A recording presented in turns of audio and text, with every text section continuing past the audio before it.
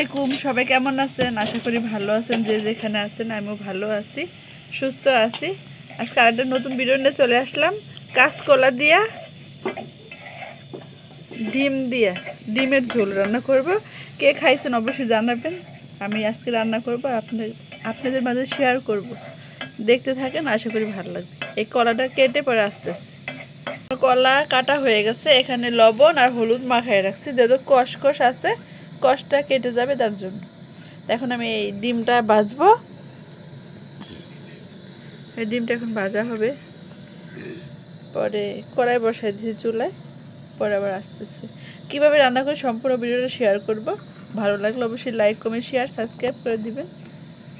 এই ডিমটা ভেজে পরে পিস পিস করে কেটে রান্না করব। এক পিঠ হয়েছে কি হয় না।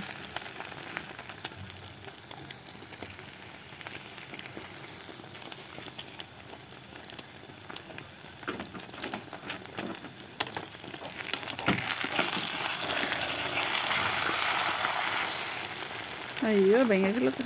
আমার ডিম ভাজা হয়ে গেছে। এখন হচ্ছে এটা আলু দিচ্ছি সাথে, কলাটা আর এই আলুটা একটু ভেজে নিলে খাইতে বেশি ভালো লাগে।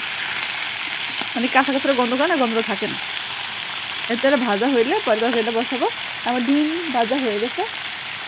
এই তো এখানে 4টা ডিম ভাজছি, ঠিক আছে।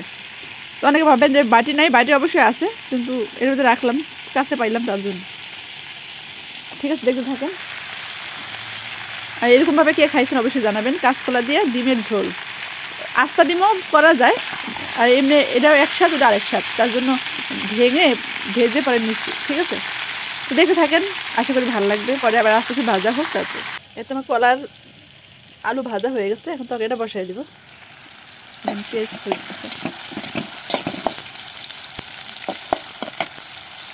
ডিমটা কাটা হয়ে গেছে, পিস পিস কইরা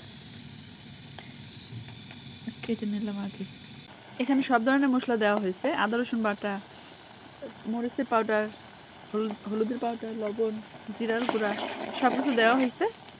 এখন কষানো হইলে ওই সবজিটা দিয়ে দেব। এই তো সবজিটা দিয়ে দিচ্ছি, কলার আলু। এটা কষানো হয়ে গেছে, পানি দিয়ে দিব, ঠিক আছে। পরে আসতেছে আবার এই যে কলা আর এই আলুটা সিদ্ধ হয়ে গেছে। এখন ডিমটা দিয়ে দেবো উপর দিয়ে, পরে ফাইনাল লুক দেখাবো, ঠিক আছে। তো দেখতে থাকুন, পাশে থাকুন, পরে আসতেছে। হ্যালো সবাইকে, এই তো আমার তরকারির ফাইনাল লুক। কেমন হয়েছে অবশ্যই জানাবেন। আর কে এভাবে খাইছেন অবশ্যই কমেন্টে জানাবেন। কালারটা অনেক সুন্দর হয়েছে, ক্যামেরা কেমন সাদা সাদা আসতেছে, হালকা হালকা ঝোল আছে, মাখা মাখা। তো কেমন হয়েছে অবশ্যই কমেন্টে জানাবেন। তো আজকে এই ভিডিওটা এই পর্যন্ত। সবাই ভালো থাকবেন, সুস্থ থাকবেন, আমার জন্য দোয়া করবেন। আর এতক্ষণ ভিডিওটা ধৈর্য সহকারে দেখার জন্য অসংখ্য ধন্যবাদ আপনাদের। তো ভালো থাকুন, সুস্থ থাকুন। আবার আগামীকাল নতুন একটা ভিডিওর সাথে দেখা হবে। আল্লাহ হাফেজ, আসসালামু আলাইকুম। কমলাটি ছেলে কমলাটি ছিলানো হয়ে গেছে। তো ওই যে মরিয়ম অসুস্থ, তো তার জন্য কোনো কিছু খেয়ে স্বাদ পাইতেছিল না, তার জন্য ভাবতেছিলাম একটু কমলা মাখায় দিই। আমারও অনেক খাইতে ইচ্ছা করেছিল টক, তার জন্য কমলা ছিলে নিচ্ছি।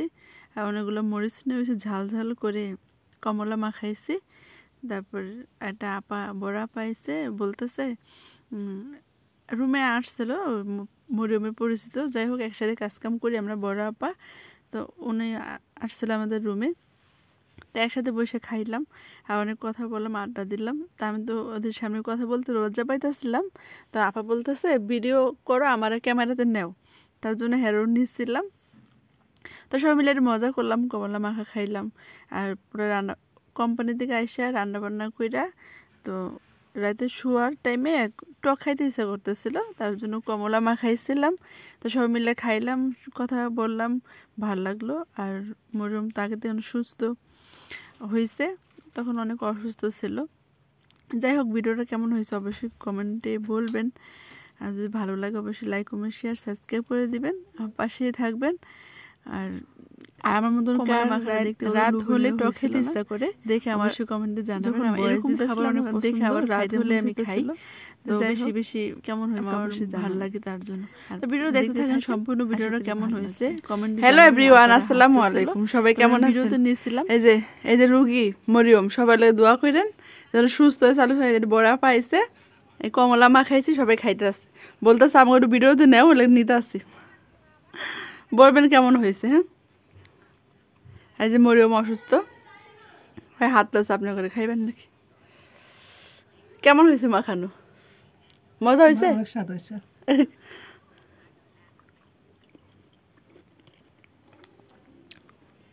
আমরা খাইতে থেকে আপনারা দেখতে থাকেন।